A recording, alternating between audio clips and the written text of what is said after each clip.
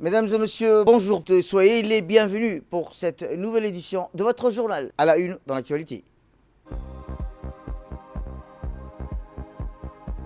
À la une dans l'actualité nationale, le ministre de l'Éducation prend part au Forum mondial sur l'éducation qui s'est tenu à Londres.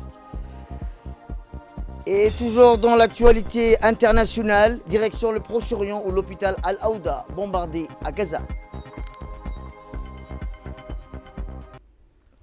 Direction l'Arabie Saoudite où le pèlerinage à la Mecque, un moment sacré, un devoir religieux, mais aussi une quête spirituelle intense. Chaque année, des millions de musulmans convergent vers les lieux saints de l'islam, répondant à l'appel divin. Parmi eux, des pèlerins venus de Djibouti, portés par la foi et l'espérance, rappelant que le Hajj est l'un des 5 piliers de l'islam, une obligation certes, mais surtout un privilège pour ceux qui ont les moyens. Un seul voyage dans une vie, mais un voyage qui peut tout changer. La majorité des pèlerins djiboutiens sont désormais installés à la Mecque, où ils ont accompli la Umrah, ou comme vous le voyez sur les images, dans de bonnes conditions. Au micro, notre équipe sur place, plusieurs d'entre eux ont partagé leurs impressions, émotions. Ainsi, les pèlerins djiboutiens ont exprimé une vive émotion, mêlant gratitude envers Dieu et profond recueillement spirituel. Ils ont également salué le rôle de la délégation officielle du Hajj, dépêchée par le ministère des Affaires musulmanes et des biens Waqf pour son accompagnement et son encadrement tout au long du pèlerinage. Rappelons que dans les jours à venir, les pèlerins poursuivront leur préparation pour les étapes majeures du Hajj, notamment le départ vers Mina, le rassemblement sur le mont Arafat, sommet spirituel de ce pèlerinage.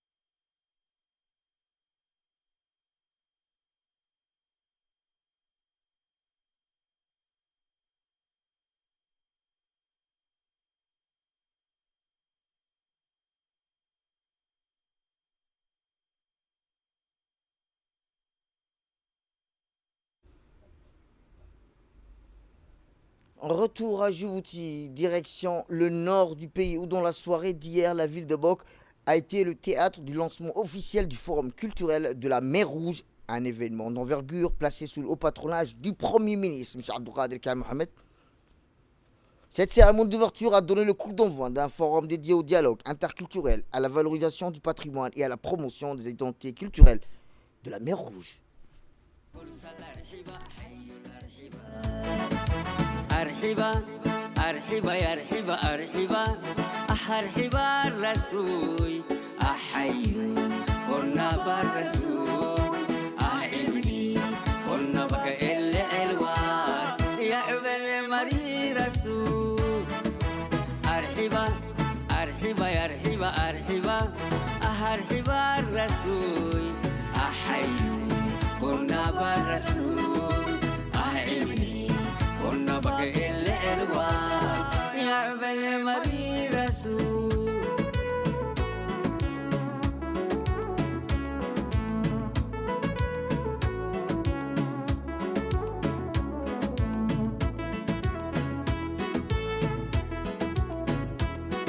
أكسر دوادا ولا نيال نبدئيو على الفيوي أكسر دوادا ولا نيال برواقيون يا سمي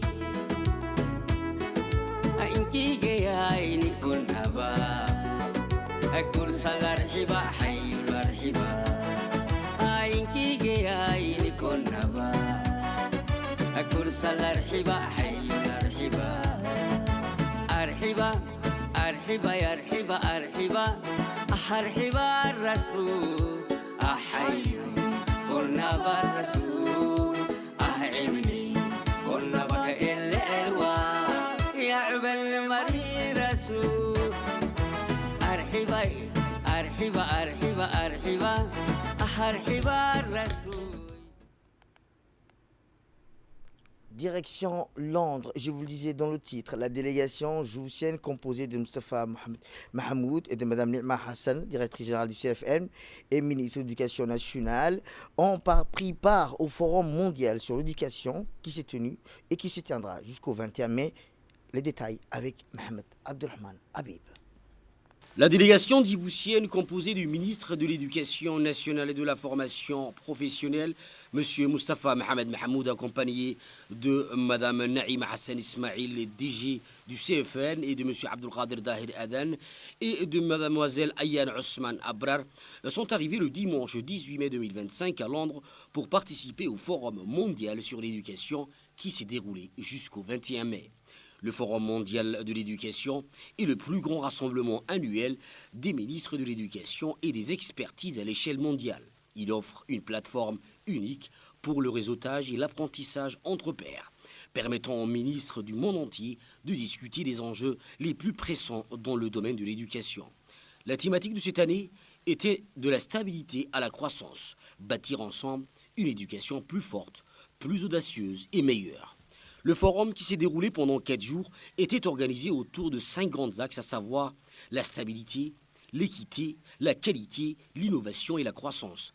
Ces axes ont fait l'objet de réflexions et de partage d'expériences regroupant des panélistes de profils variés, des représentants gouvernementaux, des organismes, des développeurs privés du programme d'enseignement. Les activités durant ces journées étaient variées, alternant des séances plénières, des séances parallèles et des séances d'information sur des thèmes sous-jacents aux grands axes développés dans les plénières. Les échanges étaient enrichis par les exposés d'études réalisées et les partages d'expériences des pays participants. D'ailleurs, lors des échanges entre spécialistes, le concept « Mon école à moi », mis en œuvre dans tous les établissements scolaires du MENFOP, a eu un écho avec le programme « Belong Going », l'école, l'appartenance développée par le Centre d'innovation en matière de politique éducative EPIC du ministère anglais de l'éducation pour réduire le décrochage scolaire et améliorer l'assiduité des élèves et créer ainsi chez eux un sentiment d'appartenance dans leur école. En marge des séances où les panélistes partageaient les expériences de leurs pays respectifs, la délégation a pu rencontrer des organisations et des sociétés spécialisées dans les différents secteurs de l'éducation, exposant leur production, que ce soit dans le développement curriculaire, la conception des contenus pédagogiques et didactiques, les évaluations ou encore les enseignements assistés par l'éthique ou l'IA. Ces discussions ont eu lieu avec des groupes comme Classera et Amira qui proposent des plateformes d'apprentissage complètes et ludiques, le groupe Pearson et le British Council dans le domaine d'expertise et de faire les évaluations, et les groupes Cambridge et Oxford.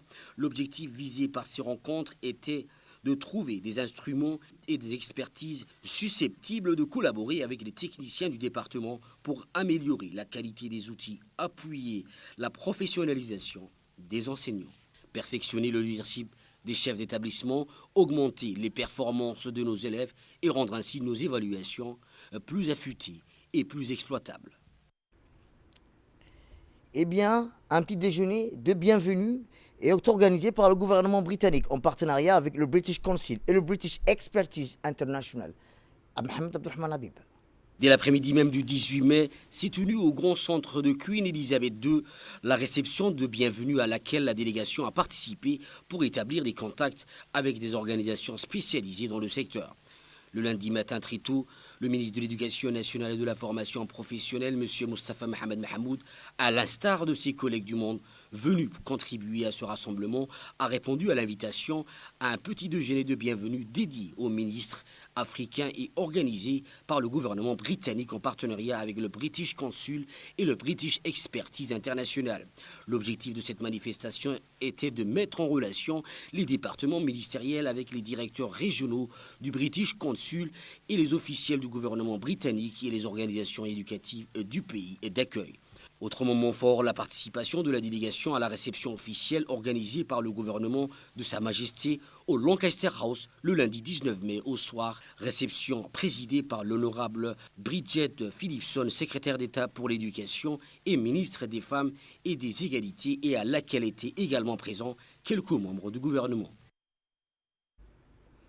Et enfin, la délégation a également eu l'occasion de visiter deux établissements scolaires, un lycée technique ayant des résultats particulièrement élevés quant à l'insertion professionnelle de ses apprentis et un collège-lycée qui a eu un impact très positif. Toujours avec Mohamed Abdelrahman Habib.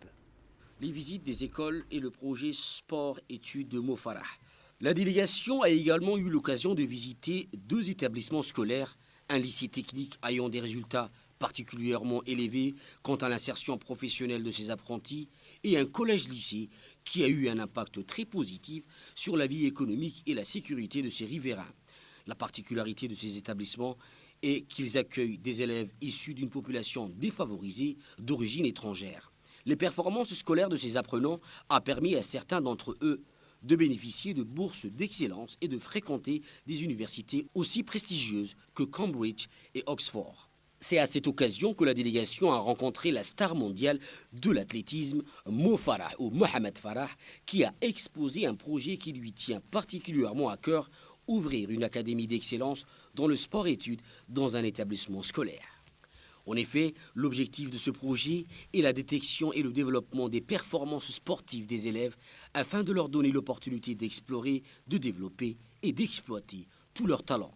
Ce fut l'occasion pour le célèbre athlète de proposer au ministre de l'Éducation nationale et de la formation professionnelle, M. Moustapha Mohamed Mahmoud, de développer dans la République de Djibouti un projet de formation d'excellence associant sport et études et se conformant aux standards académiques internationaux. Ceci pour donner l'opportunité et la chance aux sortants de poursuivre leur ambition dans les grandes universités du monde qui ont produit les sportifs les plus performants.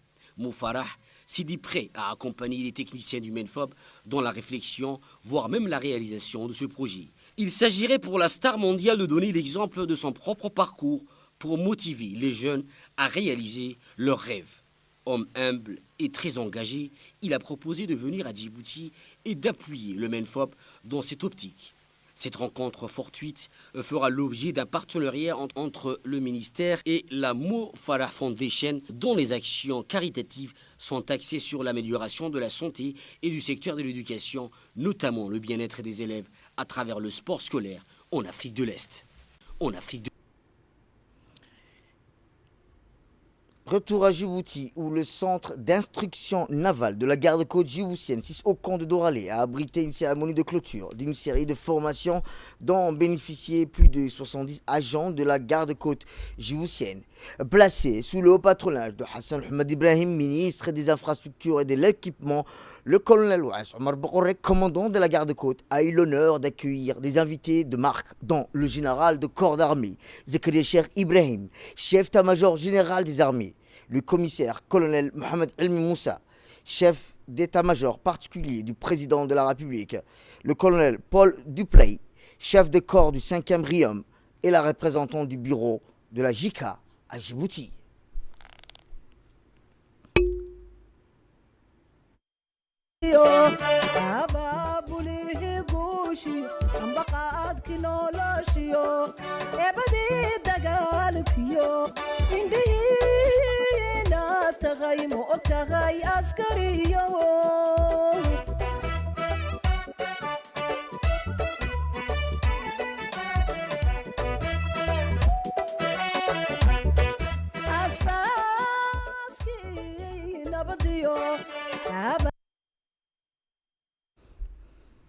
Puis s'en est suivi la série de formations professionnelles dans le domaine de la sécurité et la sûreté maritime qui s'est clôturée avec cette cérémonie qui était les suivantes.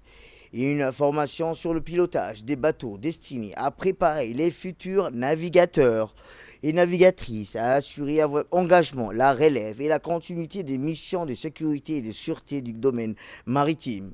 La formation sur la transmission et de la communication radio-marine qui sont vitales pour la liaison avec les équipes de patrouille maritime de la garde-côte durant leur mission en mer. Une formation d'armement pour maîtriser les systèmes d'armement embarqués, élément clé de la capacité opérationnelle de la garde-côte. La cérémonie s'est poursuivie par la remise des certificats et des galons aux majors des différentes spécialités qui ont complété avec succès les cycles de formation. La cérémonie s'est clôturée par une photo de famille. Ensuite, un mot d'un représentant des stagiaires qui ont complété les différentes formations s'est ouvert par le bal des discours. Il a ainsi souligné l'importance d'accélérer de telles formations qui participent pleinement au renforcement des connaissances, des aptitudes des personnels de l'institution qui leur ont donné les outils nécessaires pour s'acquitter avec professionnalisme des tâches qui leur sont confiées. Les stagiaires ici présents et prendre la parole pour exprimer notre profonde gratitude à l'occasion de cette cérémonie de clôture. Nous venons d'achever plusieurs semaines, parfois plusieurs mois, des formations intensives. Chacune d'entre elles a été une étape importante dans notre parcours, un moment de découverte, d'effort, mais aussi de dépassement de soi. Nous avons acquis des savoirs techniques et surtout des savoir-faire et des réflexes indispensables à l'exercice de nos futures missions au sein de la garde côte djiboutienne. Ces formations ont été rendues possibles. Grâce à l'engagement et au professionnalisme de nos instructeurs que nous tenons à remercier chaleureusement. Ils ont su transmettre leur expertise avec rigueur, exigence et bienveillance. Grâce à eux, nous sommes aujourd'hui mieux préparés, plus confiants et pleinement conscients des responsabilités que nous attendons. Je souhaite aussi souligner la fierté que nous avons eue à représenter la diversité de notre institution. Certaines formations, comme celle dédiée à la navigation de base, ont mis à l'honneur nos collègues féminines et cela témoigne d'une évolution positive que nous saluons tous. Et enfin, le colonel Ouass Omar Borré a réaffirmé dans son discours l'importance cruciale des formations qui contribuent à la professionnalisation des personnels de l'institution de la garde-côte, ainsi qu'à l'instruction et une des pierres angulaires, a-t-il déclaré, du développement de la garde-côte djiboutienne, dont le principal témoignage est le centre d'instruction navale qui abrite la cérémonie d'aujourd'hui. Écoutons le commandant de la garde-côte. Immense joie que je vous souhaite la bienvenue à cette cérémonie de clôture marquant la fin des cycles de formation enrichissant au profit des personnels de la garde-côte djiboutienne. Votre présence, Excellence, en général, rehausse l'importance de cet événement. Notre institution poursuit avec constance un objectif clair: bâtir un programme d'instruction solide, autonome et exigeante pour élever les compétences et les connaissances des femmes et des hommes en uniforme de la garde-côte djiboutienne au plus haut niveau. Ces personnels travaillent jour et nuit dans le domaine de la sécurité et la sûreté maritime afin qu'ils remplissent vaillamment leur mission régalienne. Ce qui confère une valeur particulière à cette formation, c'est qu'elles ont été intégralement conçues et animées par nos propres instructeurs. Cela témoigne de notre autonomie croissante et de la richesse des savoirs présents en notre sein. Nous célébrons ce matin la clôture de 3 formations majeures. La formation sur le pilotage des bateaux, répondant aux standards internationaux. Alliant théorie et pratique, il prépare le futur navigateur et navigatrice à assurer avec un engagement la relève et la continuité des missions de sécurité et de sûreté du domaine maritime djiboutien. Je rends un hommage particulier et appuyé à nos instructeurs par leur engagement, leur sens du devoir et leur expertise. Ils sont aussi transmettre leur savoir-faire avec passion. Leur rôle est crucial dans cette dynamique d'excellence que nous construisons ensemble pour les générations présentes et futures. Eh bien, enfin, le ministre des Infrastructures et de l'Équipement, M. Hassan Mohamed, a conclu cette série d'interventions dans son discours empreint de hauteur de vue. Le ministre a réaffirmé avec force l'importance stratégique qui revêt cette formation, véritable pilier du renforcement de la sécurité et de la sûreté du domaine maritime national. Écoutons le ministre. C'est avec un immense honneur et une profonde satisfaction que je me retrouve parmi vous aujourd'hui à l'occasion de la clôture de cette formation essentielle dispensée aux stagiaires de la garde-côte djiboutienne. Cette formation, axée sur la navigation, l'intervention, la communication et la gestion de situations complexes, témoigne de notre engagement indéfectible envers la sécurité et la sûreté maritime de notre nation. Comme nous le savons tous, la République de Djibouti occupe une position géostratégique exceptionnelle. Située au carrefour de l'Afrique, du Moyen-Orient et de l'Asie, notre pays est la sentinelle du détroit de Bab el-Mandab, l'un des corridors maritimes les plus fréquentés au monde. Ces détroits par lesquels transite une part significative du commerce mondial et vitale pour l'économie internationale. Cette formation contribuera à améliorer la sûreté et la sécurité maritime dans les eaux territoriales de Djibouti et notamment sur le détroit de Bab el-Mandab. Cependant, les détroits de Bab el-Mandab, porte d'entrée de la mer Rouge, est depuis quelque temps le théâtre d'une intense contrebande. Cette position enviable nous expose également à des défis majeurs.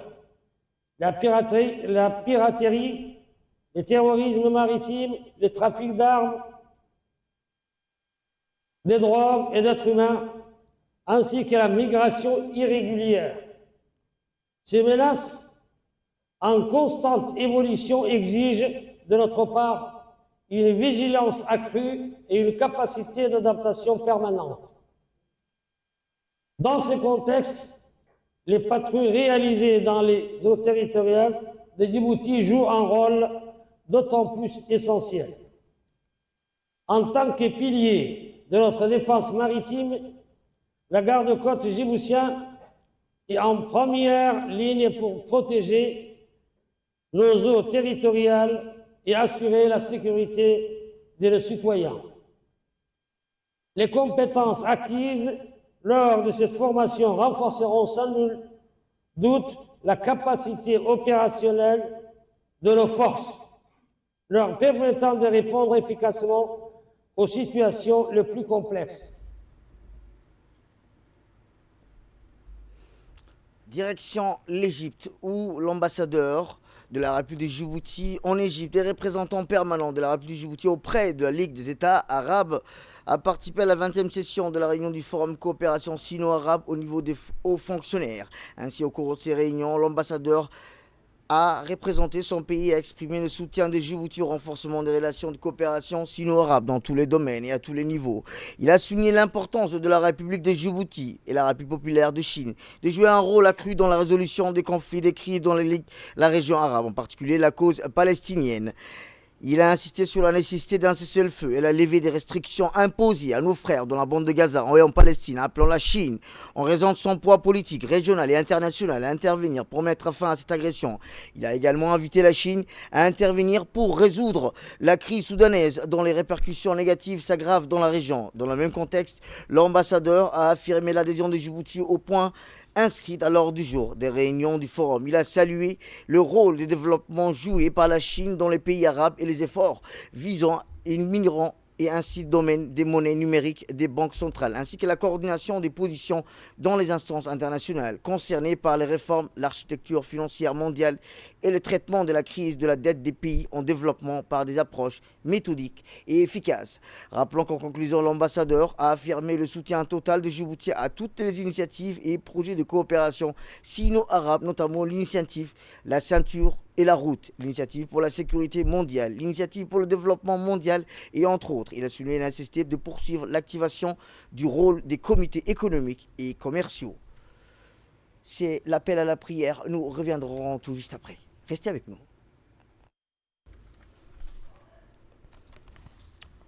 C'était l'appel à la prière, Sadaqallahu al-Azim. Direction le Qatar, où dans le cadre de sa visite de travail au Qatar, le colonel Mohamed Jamal Douali, commandant de la garde républicaine djiboutienne, a poursuivi ce jeudi un programme dense d'échanges techniques et institutionnels à Doha. Ainsi, la journée a débuté au centre d'entraînement à la sécurité rapprochée de l'école de la garde Amiri, où le colonel et sa délégation ont assisté à des démonstrations de haut niveau, interventions tactiques, protection de haute personnalité, riposte face à des menaces explosives et exercices de tir de précision. Cette immersion a mis en lumière l'expertise opérationnelle de la garde Amiri et a ouvert des perspectives concrètes de la collaboration en matière de formation spécialisée. Par la suite, la délégation a visité l'écurie de formation équestre de la garde Amiri. Une présentation complète des missions du dressage des races des chevaux utilisés et a été faite par les responsables. La visite s'est achevée par une découverte des installations, un échange de cadeaux et une photo de famille, symbole de fraternité et de coopération entre les deux institutions. Cette journée illustre la solidité des liens de la garde républicaine de Djibouti et la garde Amiri du Qatar, inscrits dans une vision commune de partenariat durable au service de la sécurité et de la stabilité régionale. Direction Tunis, où Djibouti participe à la 4e conférence arabe des médias à Bagdad sur le changement climatique. Rappelons que la radio-télévision de Djibouti a pris part à la 4e conférence arabe des médias tenue pour la première fois hors du siège de l'Union à Tunis, dans la capitale irakienne à Bagdad, sous le thème « Le rôle des médias dans la lutte contre le changement climatique ». La participation djiboutienne a été assurée par un responsable chargé des relations avec les pays arabes et adjoint chef de service, à savoir Mahd Abdiroble, l'organisé par l'Union de la radio-télévision des États, ainsi arabes, en partenariat avec les réseaux médiatiques irakiens. L'événement a rassemblé plus de 150 journalistes et experts venus de divers pays et étrangers, notamment l'Irak, Tunisie, Égypte, Maroc, Jordanie et Royaume-Uni, ainsi que l'Indonésie, l'Inde et des représentants d'organisations internationales telles que l'UNESCO. Dans l'actualité internationale, Israël a bombardé l'hôpital Al-Aouda dans la zone de Tel Azatar au nord de Gaza. Ces frappes ont déclenché des incendies et causé d'importants dégâts selon des responsables de l'hôpital. Israël a bombardé l'hôpital Al-Aouda dans la zone de Tel Azatar au nord de Gaza. Ces frappes ont déclenché des incendies et causé d'importants dégâts, selon des responsables de l'hôpital. Le directeur de l'établissement a indiqué que les réservoirs de carburant et les stocks de médicaments ont été détruits par cette attaque. L'hôpital indonésien a également été encerclé après avoir essuyé des tirs faisant des blessés parmi les 130 employés. Aucun détail n'est encore disponible sur le bilan humain. Des images capturées par Salah montrent un bâtiment hospitalier endommagé avec une pièce à l'étage supérieur laissée à découvert après que ses murs ont été soufflés. Une épaisse fumée noire s'élève des décombres et des débris à l'intérieur du complexe hospitalier où des incendies se sont propagés dans certaines parties. C'est la fin de cette édition. Merci à vous de nous avoir suivis. Restez avec nous pour la suite de nos programmes télévisés. Le programme continue sur Télé Djibouti et bon week-end à vous.